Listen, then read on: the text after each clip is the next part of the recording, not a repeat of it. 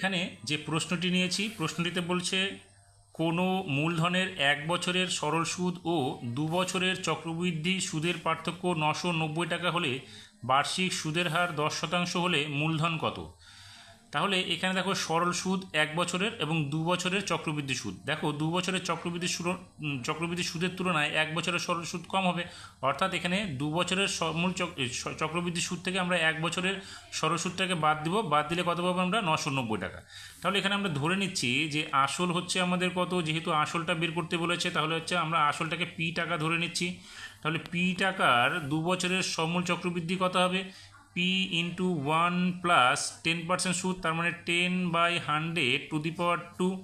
এটা হচ্ছে কি আমাদের সমূল চক্রবৃদ্ধি, তার থেকে বিয়োগ করব আমরা আসলটাকে, তাহলে পেয়ে যাব কি 2 বছরের চক্রবৃদ্ধি সুদ। তাহলে এটা থেকে আমরা বিয়োগ করব কোনটা, সরল সুদটা 1 বছরের। তাহলে সরল সুদের ক্ষেত্রে কী হবে, পি ইন্টু টি, টি বলতে 1 বছর, ইন্টু r/100 মানে হচ্ছে এখানে 10/100 ইকুয়ালস টু কী হবে 990 টাকা।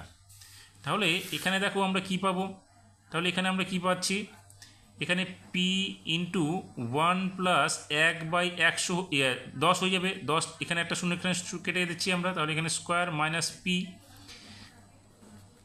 এখানে হবে p/10 হবে ইকুয়ালস টু কী হবে 990। এখন আমরা কি করব, এখান থেকে যদি পিটাকে কমন নিই, আগে আমরা এটা ভিতরের অংশটুকু সমাধান করে নিই। তাহলে এখানে কত হবে, দেখো এখানে লসাগু যদি আমরা করি 11/10 তার স্কোয়ার মাইনাস পি হবে, এখানে মাইনাস p/10 ইকুয়ালস টু 990 রাখবো। এখন এটাকে যদি আমরা স্কোয়ার করে দিই তাহলে কত হচ্ছে, পি ইন্টু 121, তার মানে হচ্ছে 121 পি, এটাকে স্কোয়ার করলে কত হবে 121 পি, পিটা এর সঙ্গে গুণ হয়ে যাবে, আর নিচে কত হবে 100 minus p, minus p/10 equals to কী হবে 990।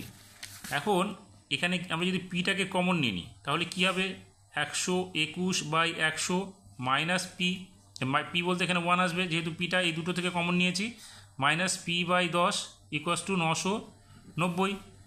এখানে কি হলো পি, এখানে দেখো লসাগু যদি করি আমরা তো কত হবে, এখানে 121 minus 100/100 minus p/10 equals two 990,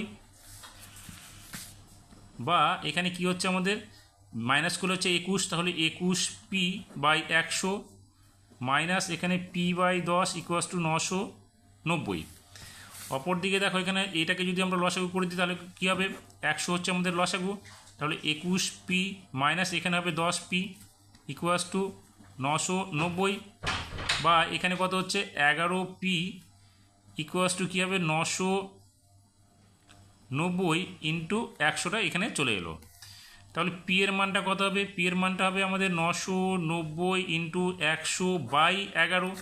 এখন এই 11 দিয়ে যদি এটাকে কাটি আমাদের এখানে 9 11 99 একটা শূন্য পাবো, তার মানে পি কত হচ্ছে আমাদের, এটার সঙ্গে গুণ করলে 9000 অর্থাৎ 9000, তার মানে আসলের পরিমাণ কত হলো আমাদের 9000 টাকা।